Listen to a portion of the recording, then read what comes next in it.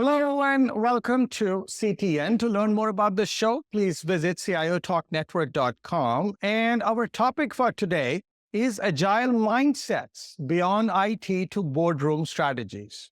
So what are we talking about here? So Agile, the concept is not new. Most organizations in some form or the other have adopted Agile in their software development and other similar technology projects. And now it is a matter of seeing if we can extend it to the different business initiatives that we have. Of course, the business says we want to be agile, but can the framework be adopted to that end? And to discuss the possibilities, the potential challenges we might encounter, and some of the experiments that leaders may have done to make this seemingly interesting task possible, I have with me three great guests. I have Brian Stewart, who's the Chief Information Officer with Simon Fraser University. I've got Jean Olive, who is the Chief Information Officer with John Hancock. And I have Mario Lebar, Chief Information Officer with the University of Manitoba. Hey, folks, how are you? Brian, how's life for you? Life is fine. I like it on the West Coast. All right. So, Jean, how is things treating you? Everything's wonderful. Thank you. Awesome. So, Mario, any different than beautiful? All I can say is go Jets, go. Okay. So let us start with the first question. And Brian, this goes to you. So when we are talking about the agile mindset, and of course, there was a change management associated with it, even when we were doing something related to technology. Now, when we are trying to even attempt this to be brought into the business context, would it impact your approach to leadership or management? What have you tried to do new, more, or different in that regard? In terms of that, I think one of the key aspects of the whole thing is transparency and openness. I think it's changed, particularly throughout my career. Hierarchical decision making tends to be closed, and not all decisions are clear to people not in the room when they're made. And there would seem to be no desire to actually clarify what they're being made of. And this truncated discussion, it truncated data flows or knowledge flows, which really impacted the quality of decisions. And I think in terms of it, one of the things that I've seen is that much more open, much more collaborative, and particularly in our game in post-secondary higher ed, it's very collaborative and consensual. Some could say a bit too much at times. Maybe we overplay it. But at least from that perspective, when you do make a decision, you've got great input from a wide variety of sources, and you've got really good holistic knowledge and rounded knowledge of the topic before you make it. At times, I think we could definitely move a bit quicker. But that is one thing that I've seen significantly change over the time. And then again, you overlay that with what's coming through with digital technologies and the flow of information outside or even within the organization, because now there's much better data flows from activities within. And that creates a much better decisional milieu for making decisions and with some sort of accuracy and level of predictability. And that has been a significant change that I've seen over the period. And when you talk about making changes, it allows you to understand the organization more, so that when you do make a decision, you understand its impacts to a greater extent than prior periods. Doesn't mean you get it right. Doesn't make you make decisions without making mistakes, but it gives you a better chance to move forward in a better way with some level of assurance that you may be right. So, Jane, when you look at your environment, and I'm sure you must have started with this whole agile journey, maybe in the software and the IT side a while ago. When you started, did this idea occur to the team there that, hey, while we are doing this, while it is new, might as well go all the way and even include the business-related transformation to also be run this way? Or were we trying to just, stay within those guardrails of IT and first learn our lessons, and now you are trying to bring this so-called proven concept to business? Yeah, well, I don't think you can do any digital transformation or any kind of business transformation without that, the engagement end to end across your business, right? I think we always say business and IT, but it is one organization, right? And it's like, what Brian said, it's really a lot about collaboration. And first, it is a cultural transformation because so many organizations were based on hierarchy. So how do you move to more servant leadership and empowering people to align together with the end state in mind is really to launch new products faster, or to release time, change time to market, and really with that focus on the customer, right? Whether it's whatever industry you're in, it's really that focus on the customer and understanding what the customer needs are. And in IT, as in technology, is really got to be embedded to understand those customer needs. So I think it's just that shift in how, I think the world and in the world today is how do we really drive this change and be more agile, and where we're really leveraging it right now is the data-driven insights, right? Those are really what's enabling us. We're getting the data so much faster. I think about like what retail's doing. You have customer insights, personalization, and that's really changing and transforming the organizations. Mario, when you introduce the concept or continue to evangelize this concept to your business, like in many cases, in many organizations, when you talk about anything coming from IT, it's taken with a grain of salt and say, that's your problem, go deal with it. Right. What has been the reception to this idea that, hey, we were doing this in our own little corner and we've proven it, now we want to bring it to your camp? What is your first gut reaction, or what's the first reaction from business? Does it show receptivity, or say, I'm like deer in headlights? I'd have to say deer headlights a little bit. I think a lot of it has to do with kind of sorting out decision rights and sort of the politics of the organization. And a lot of times in very hierarchical organizations, where I think most organizations actually are, I think the leadership of the organization is where that has to change. If they're receptive to, more of a democratic or a delegated kind of approach, a distributed decision-making, and not just recommendations, but actually giving the ability to make a decision, then I think you're going to get something which is like, oh, okay, maybe that will work. But I find that that is sometimes or very often a scary thought. A great many people have risen up through traditional organizations. They've been incented or motivated by the ability and sometimes the need to have control and power over how that organization operates. They have a view of what it should be. And Agile is kind of essentially the reciprocal of that. It's the opposite of that.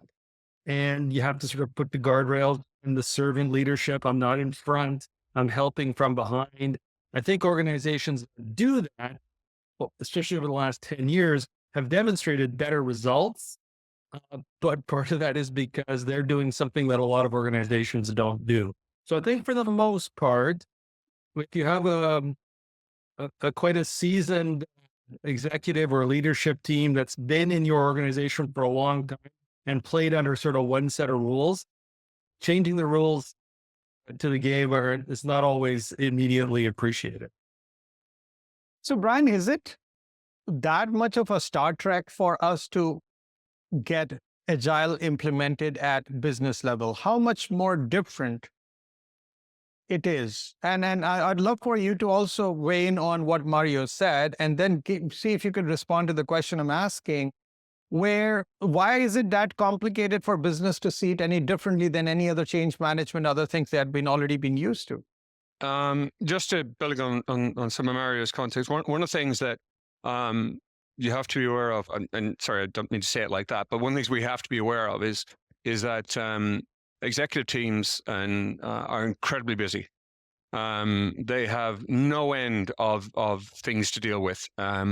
And they are reactive by nature. For them to get the time, energy, and focus to become agile is an incredible burden on them. So it's another difficulty in the whole scheme of things. Never mind their philosophy, never mind their experience, never mind what they had to go through to get where they are and the power struggles they may be currently entertaining. There's still that actual ability to get focus and time to be able to do it. So that's part of the problem overall in trying to move an organization forward. in some of the work I was doing, looking at digital transformation, a lot of my early work focused on how to bring it in from a, let's say, tactical level, or how you would change product development, how you would change service delivery, how you would change how teams work together, how you could use data to inform decision making. And as I grew forward, I left totally out the organizational design aspect of it. And then I began to look at organizational design and say, why, when you get stats like only 30% of DX meet the initial goals that they set out for themselves, why would that be? Apart from the extreme complexity of doing it in complex organizations, the power structures are enormously important, because you're asking, if you bring in Agile, that threatens people. That threatens their careers. That threatens their self-esteem. That threatens how they view their status. These are amazingly difficult things to overcome, particularly, as Mario said, if you work your way up into the organization to get to that place, and all of a sudden you've reached the top of the tree and someone says, but we're lowering the branches. And it's like, after all that time, that is very challenging and difficult for anybody who's gone up through the old way, and all of a sudden you overlay it. And I think, in conversation with some peers who have tried to introduce DX into organizations, a lot of the resistance comes from that organizational resistance, not necessarily the technology and process changes, but actually from where their power lies. And I don't think you can underlay it. And if we try and bring in Agile, which is, you could say, more democratic, but certainly more inclusive, it's going to be extremely difficult for those that are not used to that to be able to overcome the difficulties, both in terms of how they do things, but also how it impacts their self-perception. Gene, if you were to profile this whole Agile approach to be adopted into business, would you say it is more of a challenge to get people to buy in and kind of get it done the first time, or is it more to optimize it for it to show demonstrable value so it stays? Well, I think it's change, right? Like, Brian said and Mario said, it really is all about change. And fundamentally, everybody likes change unless it impacts them. So, I think that what you have to do is you have to get that buy-in. You have to get the operating model right, so that you have, really change agents and people that are ready to step up and lead and drive this change. And then to get the cultural transformation, then you've got to have little wins. And so, when I was running a major digital transformation a few years ago at another company, we really focused on the operating model and getting the right people in the right place, that we knew not only could deliver results, but could focus on the outcomes and deliver the results while moving to a different way of working, while thinking more about Agile and pulling in the teams from the business and from IT, and then really having a solid governance structure, so that people were aligned to the change. And then you incrementally, as you have these wins, I think you've got to get the wins, right? You can't just say, I'm going to be Agile and I'm going to change the way everything is. You've got to get incremental wins, and then you've got more buy-in, and then people see the impact from the change in a very, hierarchical, do this approach. And especially, I think, for like early career talent, and where we're pushing with, AI adoption and, co-pilots and the ability to do things differently, we've got to look at it. We really got to be Agile, because to me, Agile is not just about an operating model. It's really about, how do we think lean, and how are we able to quickly learn and pivot and make mistakes and learn from them and pivot. And I think that's where, I think technology is kind of like at a breaking point, that it's technology for all. And our Agile ways of working are going to enable us to get there, easier, better, faster. So I think you just, at some point, if you're not adopting, and if you're not, driving with Agile and, driving with AI, you're going to be a laggard, right? Because you can't get there with speed, and you can't get there with all the other, the outside influences. Can I Is it just, formal, Gene? sorry, can I just, Yeah, sure. little Please bit go ahead, about that? Mike. I think those are great points. This idea of starting small and having some wins. Another way, sometimes, when you're trying to model this behavior, it's good to see if you can build a blended team. You build some people who are knowledgeable and they've already bought in. And so again, it's more of a peer to peer, and you don't explicitly label it, agile. You say, well, Yeah. we're going to bring this team together and try and get people's, Star Trekky shields down, that kind of thing. And it's my peer, they've expressed, yeah, I've been on this training and I did this other little project. This is actually really pretty good. And you're not having to kind of enforce that. So I do think that's really important, that sort of blending of the two, and it lets people understand the value in a kind of a low risk and low defense kind of way. So I would really encourage that kind of approach, and not to overlay it, and to kind of see if you can do it in a more. So, Gene, I would like to come to you about this particular comment you made about, if you don't do anything, we'll be seen as laggards. So I wanted to use this term FOMO, right? Fear of missing out.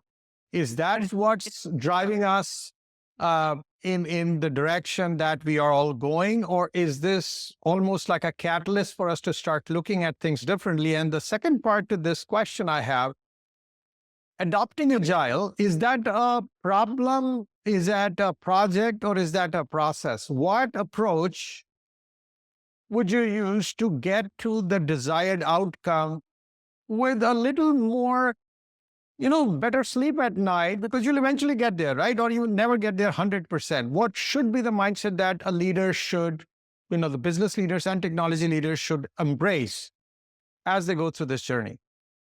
Yeah, I think, the fear of missing out is I think it's really kind of it's a challenge right now, right? For everybody. And that impacts, decision making, right? And I think especially in Agile, you want to empower your teams to make decisions, but you want to make sure that it's the right people making those decisions and not going so wide that you've got 50 people trying to make a decision, right? Because you're never going to get there, or you're never going to be able to, agree to disagree and then move forward. So I think, and that's the value of Agile, is having that servant leadership and empowering people to make decisions and being able to pivot and learn. I don't really know, like, if you call it a problem or a process. I think it's really, if you step back, and I think Agile gets a brand that people don't necessarily, really what is Agile, and,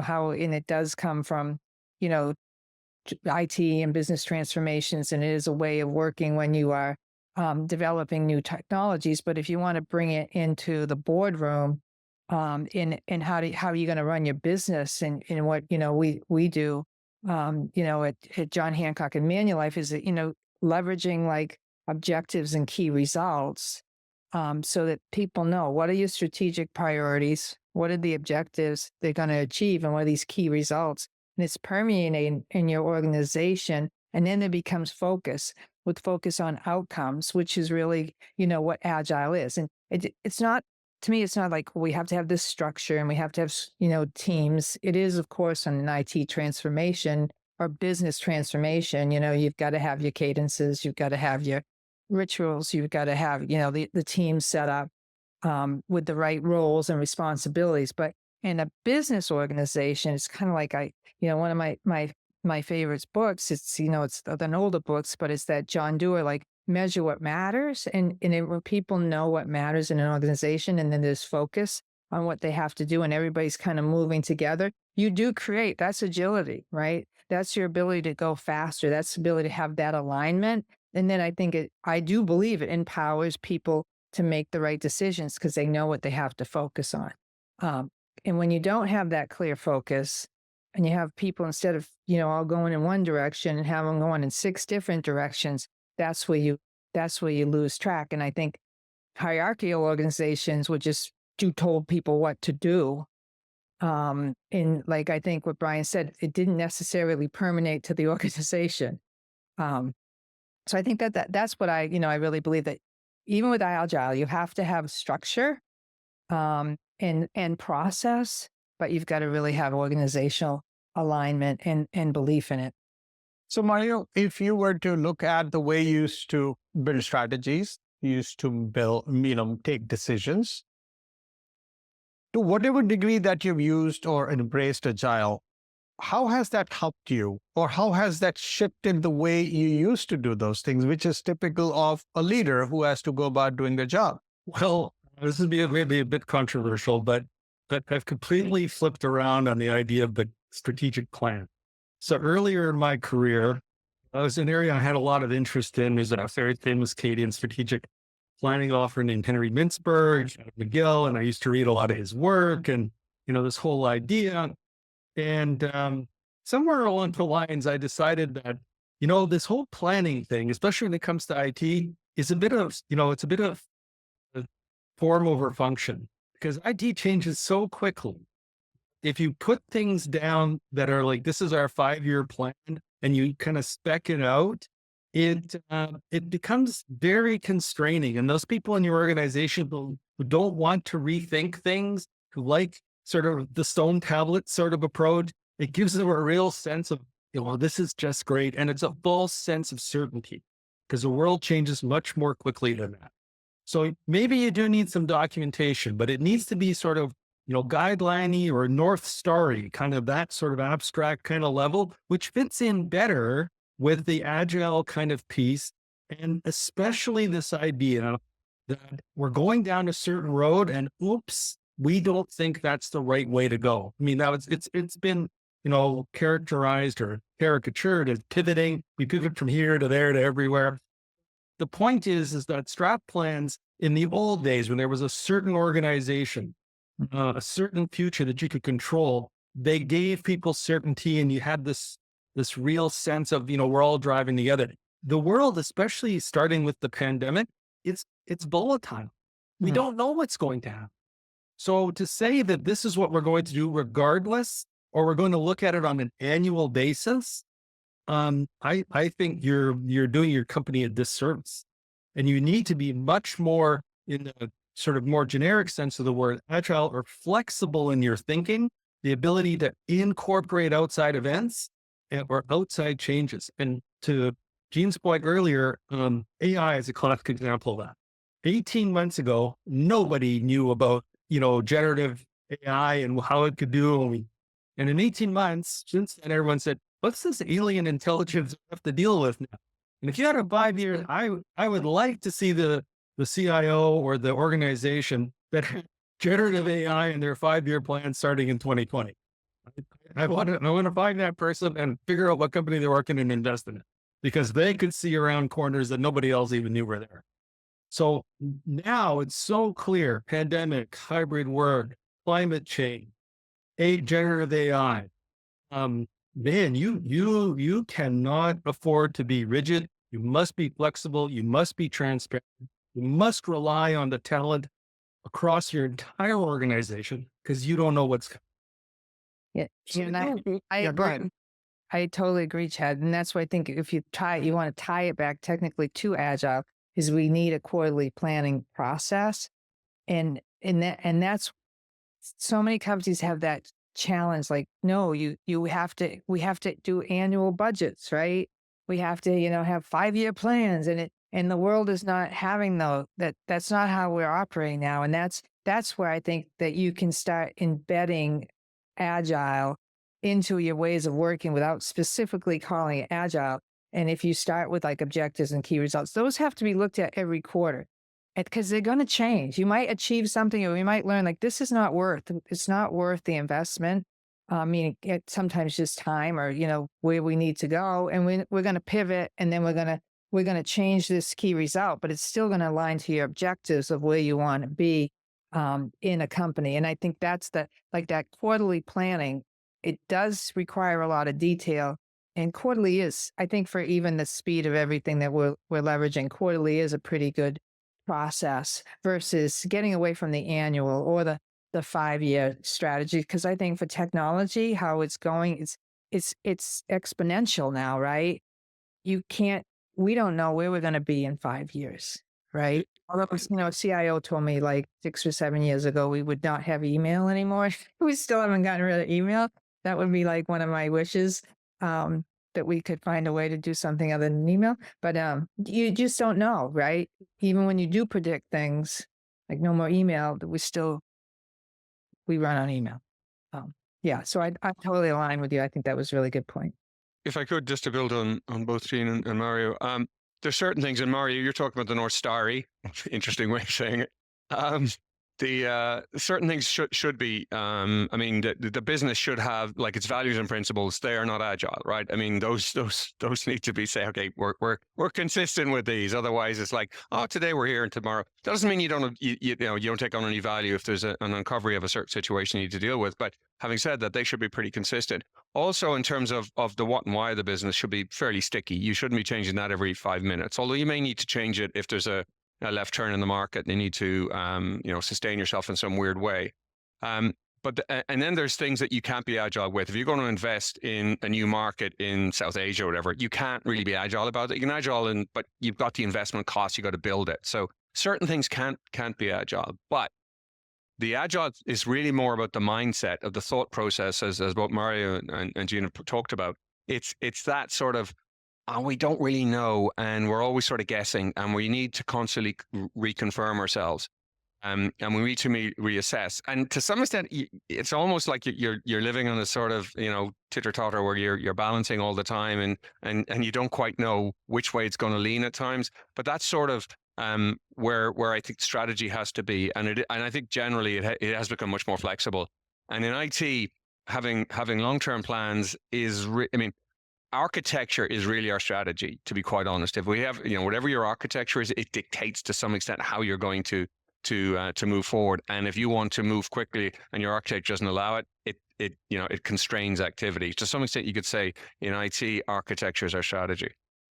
Are you talking to just IT architecture or business architecture? Because if you're going into the business construct and you're trying to look at a North Star, which may no longer remain a North Star because we are seeing some fundamental disruptions, could an architecture of today be totally annihilated with something which comes from the left and fundamentally shifts how your even business, thrives, but even survive? Because, a lot of companies just were, and a lot of talent, a lot of skills, a lot of business models have totally been thrown out of the window with just this one disruption. So what are you saying in that regard?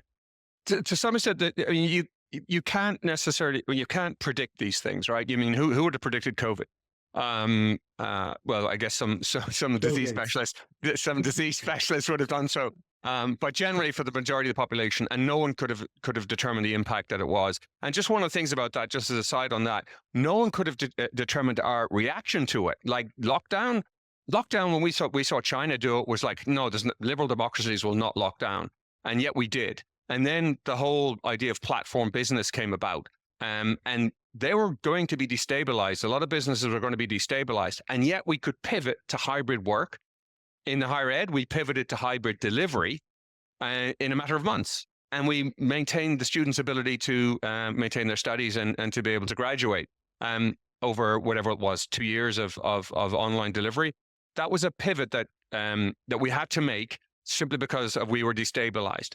So our architecture, even though it was in a given delivery format, we could actually adjust to that. Some couldn't. Some industries still have suffered from that level of impact. Some are destabilized by process technologies. The old ones we all hear about, like Netflix destabilizing Blockbuster. Those ones, or Kodak being destabilized by digital technology.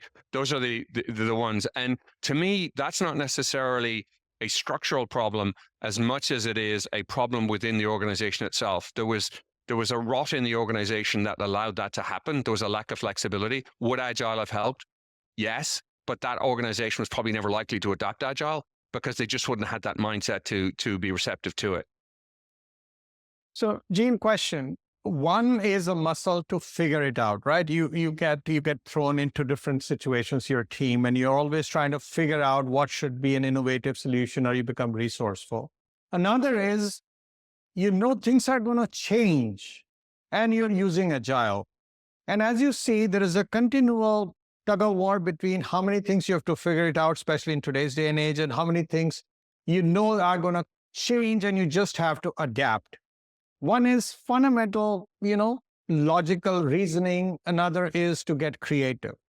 Mhm. How do you kind of bring these two seemingly left and right brain activities to get agile done, but not at the cost of people building a muscle where something disruptive that comes along, they're Yeah. not able to do much with it? Well, I think there's always that balance, right? And I think it's innovation, right? I mean, innovation is all Agile is all about, really about innovation. And what's innovation? Innovation is the ability to take risks at being disruptive, and really delivering value to our customers. At the end, that's what we're here for, right? To build the value to our customers. And I think where Agile comes in is, it's how can you incrementally innovate and then learn and then pivot.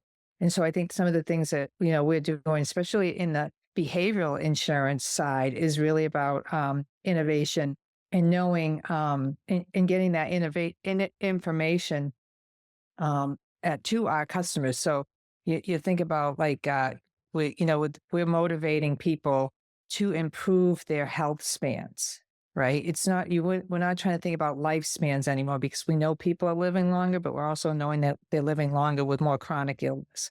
So how do you think about improving your lifespan and getting them to change their behaviors? Is by about motivating and pushing out agile ways of working and delivering new functionality to help them change their behaviors, knowing that there's 4 things that can help your health span. You got to eat well, you got to sleep well, you got to move more, and you got to take care of your mental health. And your connections with showing that, and getting that information out and learning from that, and then seeing how you can really get behavior changes and incentivizing people to change their behaviors. And it's pushing those things out and taking risks. Like, like, if you get 5,000 steps or more, that's a critical factor to keeping your health span longer. So what does it do? It motivates people. Motivates people to get, our average customers are getting about 9,000 steps a day. Because who doesn't want to increase their health span? And I think it's just that push and being innovative and doing something. And, I think too, if you can change behaviors for the greater good, right? The greater good of your company success, or the greater good of your employee engagement, or, really, it's about, all of us are here to improve customer satisfaction and customer obsession, then, it's a win. Mario, Gene picked up a very interesting keyword, which is risk, right? So when you talk about innovation, that is a muscle. Agility allows you to bring those innovations to life by getting them realized. But at the same time, you're also seeing the people who are about risk and security and governance, they're getting jittery because you are just making them play catch up and lose their sleep. Can you turn agile mindset and adoption agile in a manner where even those folks can also sleep? Can there be a secured agile? Well, my first training was an economist, and then I took a law degree. So I'm a pessimistic, a risk avoider. But then I went to school, I got an MBA, and said, it's all good. Let's just go do stuff. I think if you're looking at an organization, you do have to have kind of a balance of perspectives. So clearly one way you can manage risk is through some type of incremental delivery. So we've talked about, we're not going to bet the whole company on XYZ, or someone comes in, even if it's the top of the house, and says, on my way in today, are you using this new little this walker measurer thing like 10 years ago? I have a Fitbit. My kid got it for me. And it's great. You're still not going to bet the whole company on that. And so you might say, well, we're going to come up with something. We're going to incrementalize the risk. But the lawyers in the room their job, their training is to identify risk. And they're very good at it. They've had 500 years to practice. So they're very good at finding the risk. Accountants or financial people, very good at finding, what kind of financial risk are we putting ourselves under? I do think you need those people to provide a full um, understanding of the opportunity in front of you. So you can be agile, but you also have to recognize that it is a riskier approach. And depending on the business you're in, you can't kind of dismiss the people in your organization who are there to help sort of save you from yourself if you're so enthusiastic about something. So I do think they have a role to play.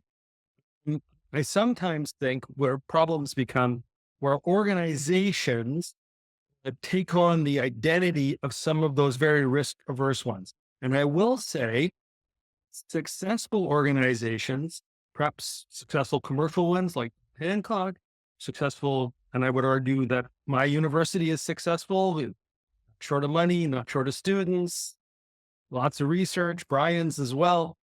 And those are the kinds of organizations that, because they've been successful by some measure for a long period of time, they kind of creep into the risk averse. And then your job, if you're one of those folks, is to kind of tell them, look, you're not actually in the middle of the risk spectrum. You're actually way over here. And you can take on more risk and you can and get more return likely, become more successful, whether it's commercially or achieving your vision by doing things that are more risky, but let's do them perhaps in an incremental way. But let's get that idea out of our minds that we're right in the middle. We're no more risk averse than anybody else. No, I think we kind of a little are over here because everybody thinks they're average.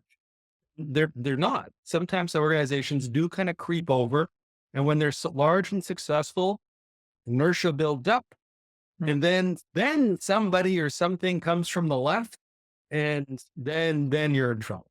So only really large organizations can suffer really large drops, and sometimes that's hard to remember.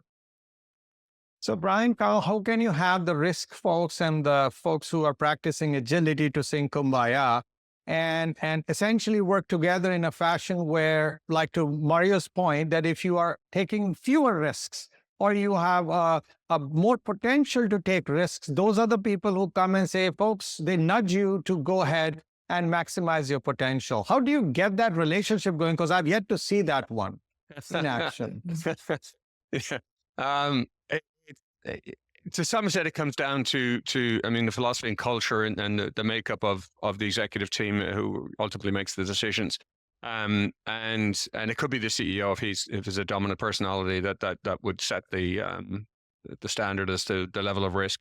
But as Mario said, I mean that's what you have, accountants and lawyers and so forth, and risk, enterprise risk management, the whole thing. To give us an idea of what the risk profile is.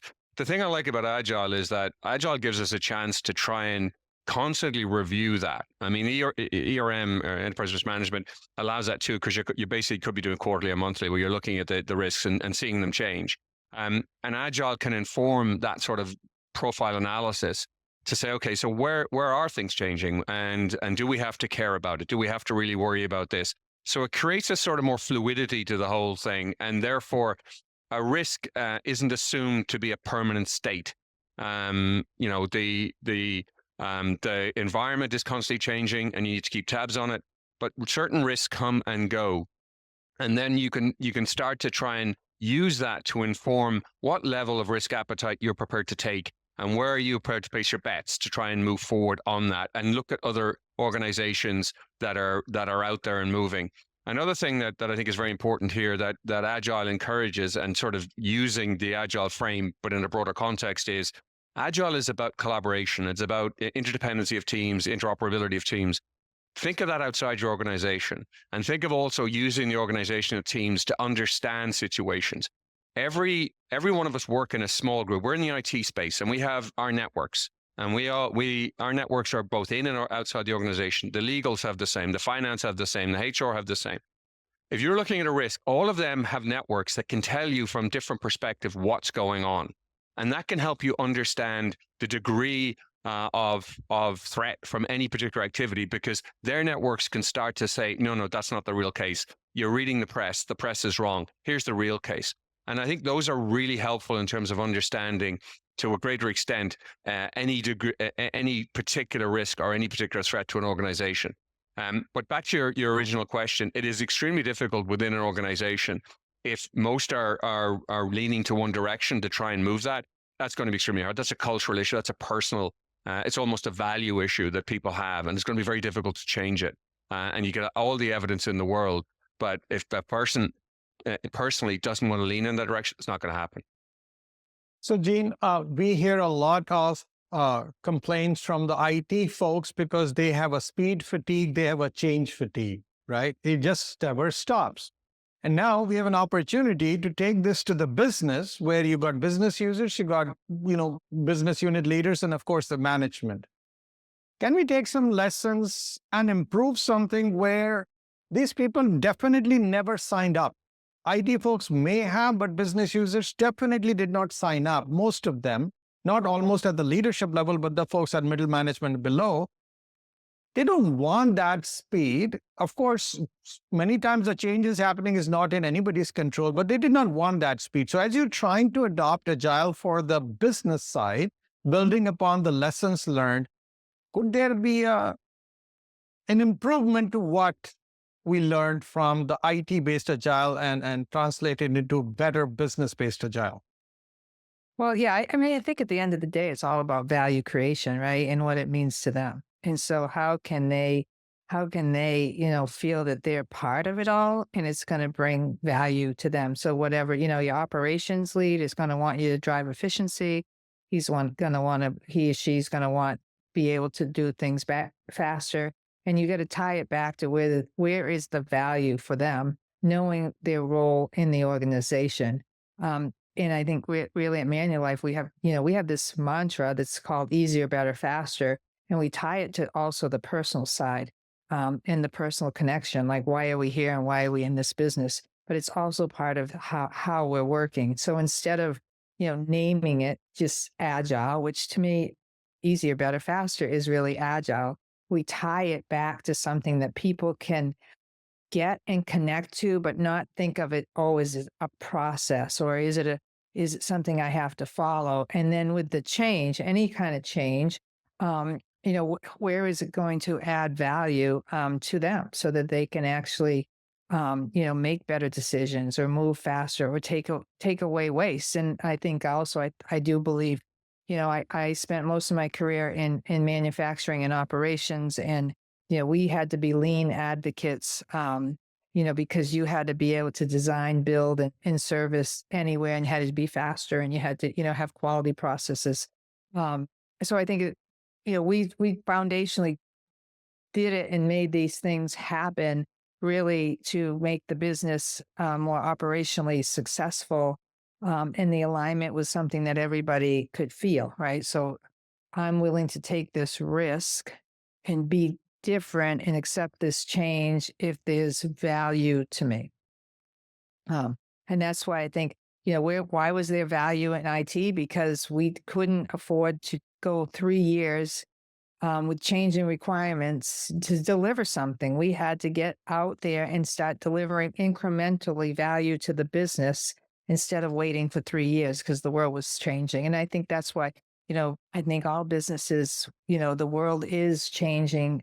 We have so many outside influences and even inside influence. You think about remote to hybrid, changing the way people work to setting expectations, right? None of us wanted to go remote. And then all of a sudden everyone's like, wow, there's a lot of value, but where is that blend in our ways of working so that we can still collaborate and still get that human connection? So I think, I don't think you necessarily put this like brand on it. Like tomorrow we will be Agile.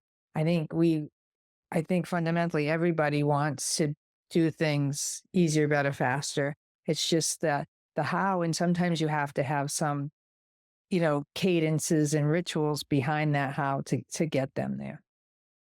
All right. So since we spoke about change quite a bit, and we are all leaders and we have to change others, but we also have to change ourselves. So my last question for each of you, and the answer should not repeat, is what would you be bringing as one change in you, which will help you become better positioned to help support Agile in business? And Brian, you take that. Start with you. What would one change in me personally or in my leadership? Yeah, you would change in you. I would change in me. There's probably a lot of things I'd change in me, to be quite honest. I'm not sure. the one. I think if there was one change in me, it would probably be letting go more. Letting go more. Let the FOMO thing. IT is across the organization. We're involved in everything, and sometimes we probably get our fingers in places, but we don't necessarily need to. But we always are nervous that we'll find out too late, and then we'll be caught on, and we'll have to do something, and then so you tend to be maybe over stressed in certain areas that you own. So if I was to change, it'd be to try and say, maybe relax a little bit. Maybe, don't take yourself so seriously at times. You will get to find out when you need to find out. Jean? One change, I think really committing to more time learning. I think it's something we think about, I stress with my team, learn every day, right? We trying to get with the team, to make sure that they have good development plans and they're thinking about their career aspirations. But I think really learning every day and finding ways to share that learning. And, I think really continuing to push the needle on AI and the opportunities that we have in the business, because I think there's so much huge value in there. And that's really exciting, fun stuff. And I think every day we want work to be fun, and we want it to have value, and really pushing myself to, get maybe all some of the tactical, the management, the day-to-day things that we have to do to kind of get in that upper level, and, tying learning and changing behaviors into being more fun. All right, Mario. I think both those things are really good. I'll borrow one of them for sure, if not both. I guess the other thing I'm trying to think about, I tend to be a bit impatient sometimes with people in terms of, like, can you not see this? Like, it's in my mind, it's this large blinking red light, and in other people's minds, it's like, what are you talking about? And the latest example of that is Gen AI. If you went back a few years ago, it would be cybersecurity. Do you not understand that there are people out there who are like trying to get in? Really? I have to change my password once every 2 years. What's the matter? So I think this idea of patience and recognizing that, many years ago, someone told me, there really, every business either is or will be a digital business. So you don't need to worry about IT working its way into the business. It's already there. And if it's not there, it will be there. And so I don't think we need to, toot our own horn. We need to be patient with ourselves as well as others, give them an opportunity to kind of see the things, maybe coach them a little bit if you can, or nudge them a little bit, have some confidence in their capability that if you bring the right things to bear, they'll see the right things. But to do that, you have to listen, you have to be patient, wait for your turn to chat. And I think that would be very important, because it is a little counterintuitive. There's a lot of pressure on organizations to act, and to act now. And how do you restrain that urge to kind of get in the game and do something, when it's really more, it's an urge. It's not necessarily a well thought out or even a reason kind of reaction. It's more visceral than that. So I would like to have a little more patience with myself and with others, so that we have an opportunity to get everyone's perspective and then kind of move forward. The guy I used to work with had this great saying: if you want to go fast, go by yourself. If you want to go far, go with everyone.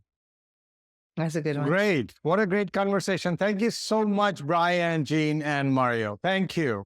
Thank you. Good to Everybody. meet you. Thank you. And listeners, please subscribe to our podcast and also follow us on social media. This is Sanjog Aul, your host, signing off. Till next week, take care and God bless.